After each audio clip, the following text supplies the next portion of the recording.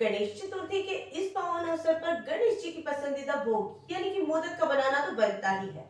तो आज मैं आपके साथ शेयर कर रही हूँ ट्रेडिशनल तरीके से बनाए जाने वाली मोदक की रेसिपी, जिसे उकड़ीचे भी कहा जाता है। तो आइए बनाते हैं मोदक, मनाते हैं गणेश चतुर्थी। तो शुरू करें।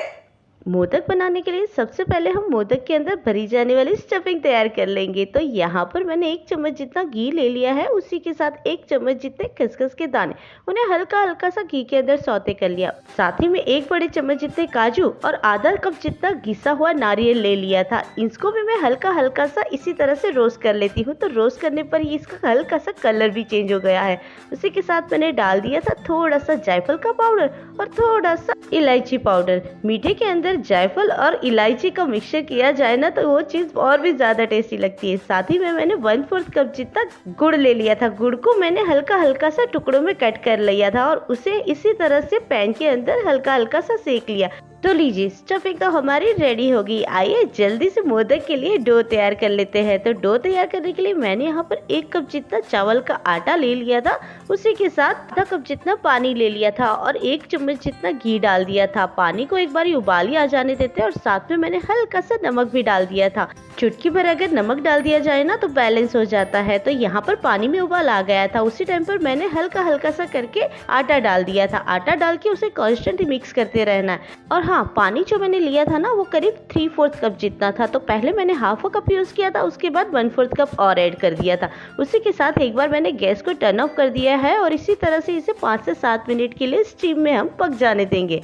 तो 5 से 7 मिनट हो गई थी और उसके बाद इसी आटे को मैंने एक बार बाउल में निकाल लिया था। इतना गर्म था कि आप देख सकते हैं उसमें से स्टीम निकल रही थी। अब आटा गूंथने की बारी आ गई थी। तो इसे गूंथने के लिए मैंने यहाँ पर करीब 1 टेबलस्पून जितना घी था, उसे यूज किया था। और हाँ, ध्यान रखिएगा, जब भी आटा आप गूंथे ना, इससे हल्का हल्का सा गर्म में ही गूंथ लीजिएगा। जब स्टीम होती है ना, उसी से ये आटा गूंथ जाता है। तो यहाँ पर मैंने एक सॉफ्ट सा डो तैयार कर लिया था। तो स्टफिंग भी तैयार हो गई है और डो भी। तो आइए जल्दी से हम मोदक तैयार करते हैं। तो मोदक तैयार करने के लिए मैं यहाँ पर ये जो मोदक का मोल्ड है ना, जो मार्केट में बहुत इजीली मिल जाता है, इनफैक्ट ऑनलाइन तो बहुत ही आसानी से अवेलेबल है। मैंने भी ऑनलाइन ही मंगवाया था, तो मैंने इसी मोल्ड का यूज किया है। तो सबसे पहले हम मोल्ड को हल्का हल्का सा घी से ग्रीस कर लेंगे और उसके बाद हम हमारे जो आटा है उससे हम इस तरह से फिल करेंगे।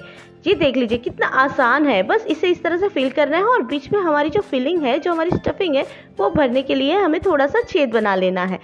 तो बस इसी तरह से आसानी से मैंने इसके अंदर ये डो जो है उसे एक बार फैला दिया है और अब इसके अंदर हमने जो स्टफिंग तैयार की थी ना, वो डाल देंगे और उसके बाद हम थोड़ा सा डो लेकर उसे कवर कर देंगे। तो इसी तरह से हमारे मोदक तैयार हो जाएंगे। पर हाँ, एक चीज़ का ज़रूर ध्यान रखिएगा, जब भी आप इस तरह के मोल्ड का इस्तेमाल करें ना, तो उसे ग्रीस जरूर कर लीजिएगा।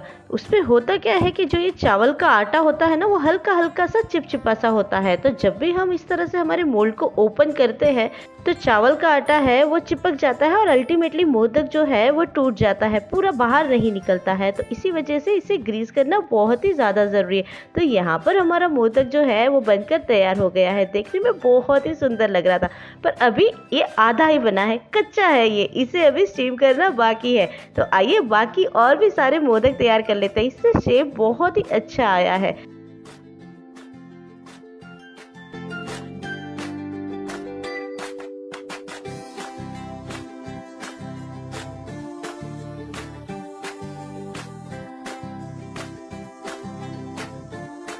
तो हमारे सारे मोदक बनकर तैयार हो गए हैं। आइए जल्दी से इसे स्टीम कर लेते हैं। मोदक को स्टीम करने के लिए जो स्टीमर था, उसके अंदर मैंने पानी भरकर उसे एक बार बॉईल करने के लिए रख लिया। उसी के साथ जो प्लेट थी, उस प्लेट के ऊपर मैंने हल्का हल्का सा घी लगा लिया था। ग्रीस करना बहुत ज़्यादा ज़रूरी है, वरना मोदक जो है वो कहीं पर भी चिपक जाते हैं।